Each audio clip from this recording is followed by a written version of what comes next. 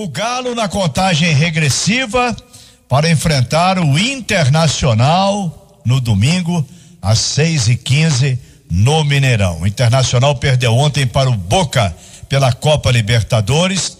Tem um jogo no meio da semana que vem, jogo difícil, e a diretoria do Internacional muito pressionada, e principalmente a comissão técnica comandada pelo Abel Braga.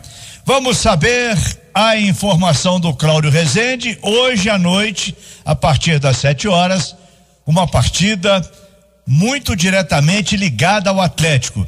É o São Paulo contra o Goiás, jogo na Serrinha, em Goiânia. Muito difícil a missão do Goiás. Falando Cláudio Rezende. Boa noite, Emanuel. 6h16. A quem nos acompanha na turma do bate-bola, hoje é secador ligado, né? Do atleticano, secando o São Paulo, tenta torcer para o Lanterna, né? Para o Goiás aprontar nesse jogo das 7h da noite, lá no estádio da Serrinha, em Goiânia. O atleticano hoje tem que torcer para o He-Man, né? O Rafael Moura, que já jogou no Galo e é um dos jogadores do Goiás. Inclusive tem também o Gustavo Blanco, volante emprestado pelo Atlético, também é outro que o torcedor alvinegro conhece desse time do Goiás. O Atlético não tem muito o que fazer, né? Tem que secar mesmo o São Paulo, tem 2 jogos a menos, e enquanto isso o time trabalhando na cidade do Galo. Inclusive, João Vitor Cirilo, você tem informações importantes desse jogo aí, que interessa diretamente ao Atlético. O São Paulo não pode vencer de jeito nenhum, é isso, pro Galo permanecer líder? Boa noite. Exatamente, Cláudio. Boa noite, Emanuel, amigos ligados na turma do bate-bola. Esse confronto entre Goiás e São Paulo, a conta é simples, Cláudio. São Paulo vencendo, São Paulo tem 41. Se ele vence, vai a 44, assume a liderança. O Atlético tem 42, está em segundo. Se houver o empate no duelo, São Paulo vai a 42, é a mesma pontuação do Atlético, só que o Atlético tem 13 vitórias, São Paulo tem 11 nesse momento. E vale lembrar que após o jogo de hoje, o tricolor ainda vai ficar com um jogo a menos que o Atlético. O Goiás é o lanterna, tem 16 pontos, situação bem complicada. Tô até vendo, Cláudio, você destacou quanto à escalação, quanto a nomes conhecidos. Hoje o Rafael Moura está no banco de reservas, a escalação já saiu. O Gustavo Blanco é um titular. O Ariel Cabral, que passou por Minas Gerais, esteve no Cruzeiro por certo tempo, também é um titular. Goiás bastante modificado. O São Paulo com força total, uma mudança apenas na zaga. Então o tricolor para cima do Goiás e o Atlético secando, Cláudio. Muito bem, torcedor atleticano fazendo a parte dele hoje com o secador ligado. Hoje teve treinamento pela manhã, mais uma atividade tática na cidade do Galo e também uma nova bateria de exames, testes da Covid-19.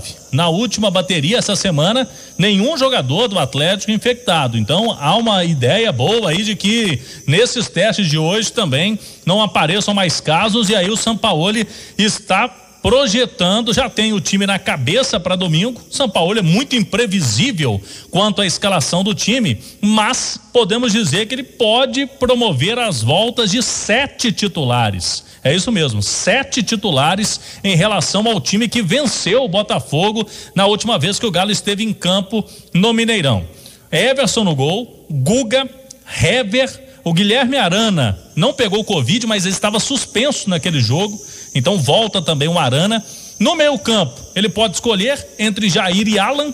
Qualquer um que voltar é reforço. Os dois estavam com a Covid. O Alan Franco e também o Eduardo Vargas. São todos jogadores aí que devem reaparecer no Atlético, no time titular, nesse fim de semana.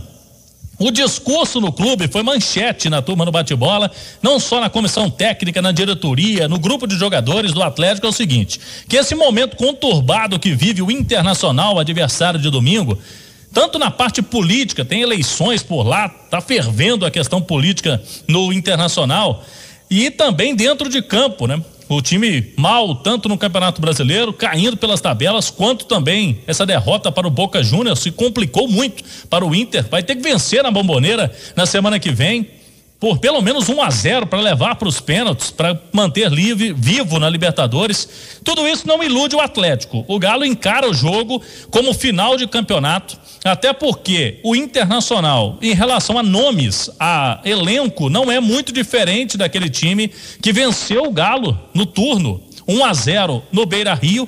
Muitas coisas mudaram, principalmente no Internacional. O Atlético hoje tem até mais peças, né, do que tinha naquela oportunidade. O Vargas, por exemplo, chegou depois daquele jogo, se tornou um titular aí, deve reaparecer nesse time do Atlético no fim de semana.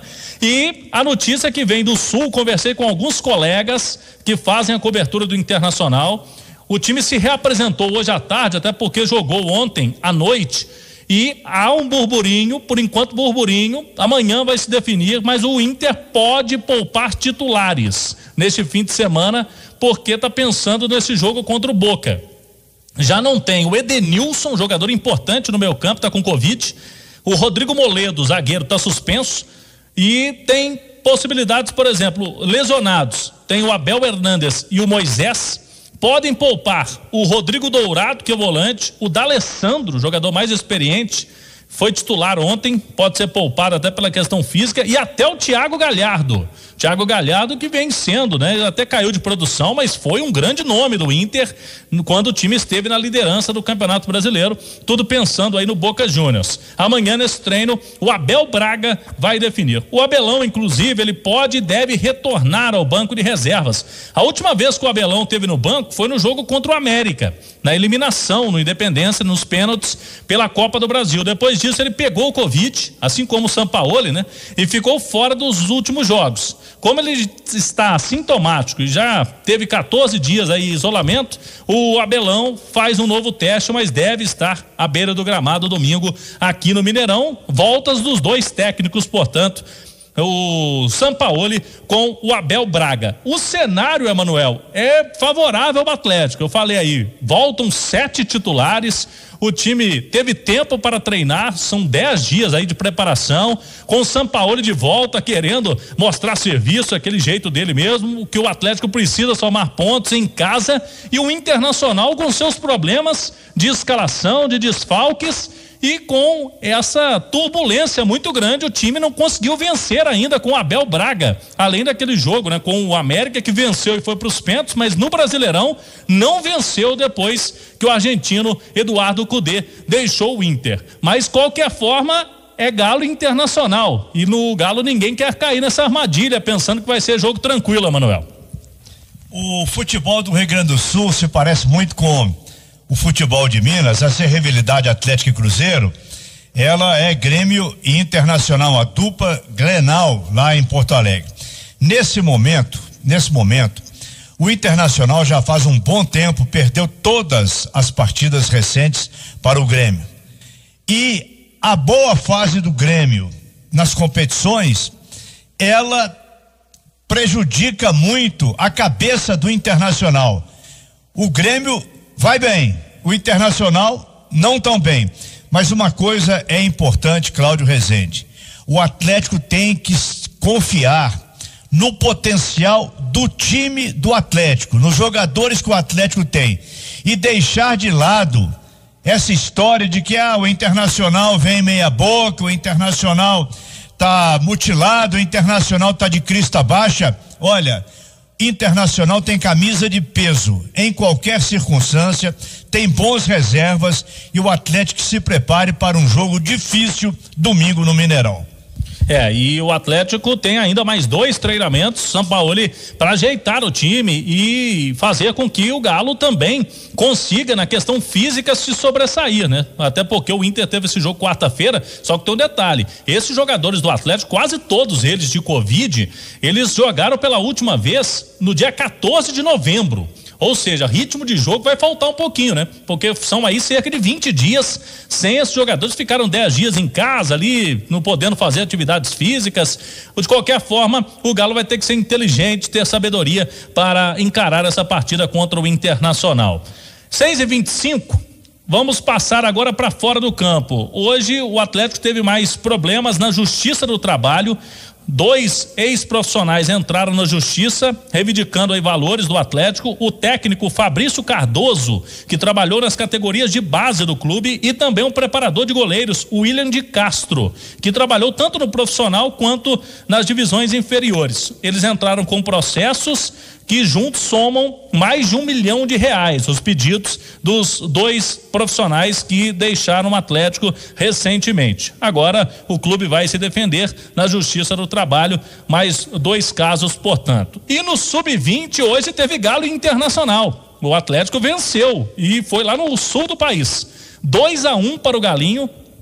Gols do Giovani e do Guilherme Santos, são os 2 artilheiros do time. O Guilherme Santos é o artilheiro do Atlético, o Giovani também está fazendo muitos gols.